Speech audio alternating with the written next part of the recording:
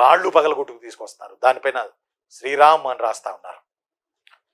ఇదంతా పైనున్న గంధర్వులు, పైనున్న దేవతలు, పైనున్న సిద్ధులు, పైనున్న మహర్షులు ఈ జరుగుతున్నటువంటి విచిత్ర విన్యాసాలను చూస్తూ వాళ్ళు ఆనందిస్తున్నారు. అసలు ఎలా కడతారో చూద్దాం రామసేతు అని చెప్పి తీసుకొచ్చి పడేస్తా ఉన్నారు.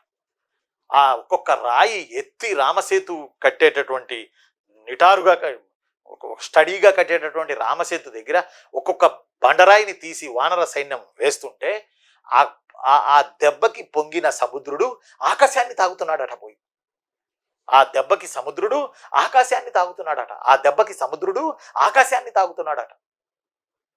ఈ వానరులు చేస్తున్నటువంటి ఘోషకి, ఈ అల్లరికి, ఈ యొక్క సౌండ్కి సముద్రుడి ఘోష కూడా మూగబోయిందని రాశారు మహానుభావులు వాల్మీకి తన రామాయణంలో.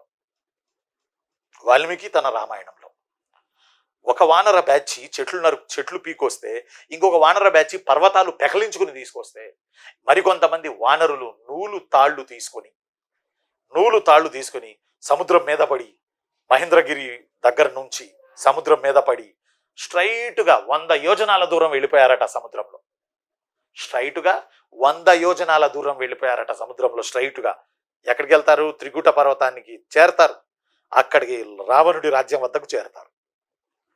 100 యోజనాలు స్టడీగా నూలు దారం తీసుకొని, ఆ దారం అంటే అది స్టడీగా ఉండడానికి దారాలు కడతారు కదా, అలా నూలు దారాలు బిండలు స్టడీగా తీసుకుని వెళ్ళారంట ఒక ఆంధ్ర బ్యాచ్.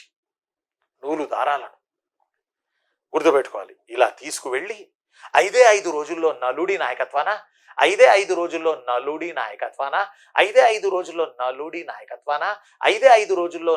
నాయకత్వాన రామసేతు నిర్మాణం జరిగిపోయింది.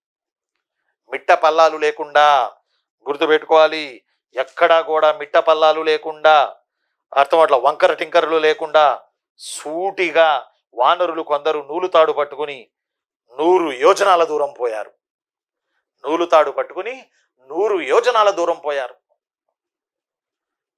అంటే అర్థం, రామసేతు 5 రోజుల్లో నిర్మాణం జరిగింది. బండరాళ్ళు వేయడం, చెట్లు వేయడం, మధ్యలో ఈ నూలు దారాలతో గట్టిగా కట్టడం, అసలు ఒక రకం కాదు, అదొక పెద్ద ప్రయోగం.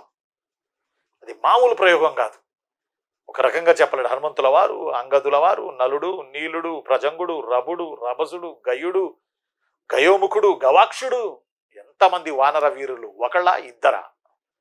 ఇంతమంది వానర వీరులతో 5 రోజుల్లో రామసేతు నిర్మాణం జరిగిపోయింది. 5 రోజులు.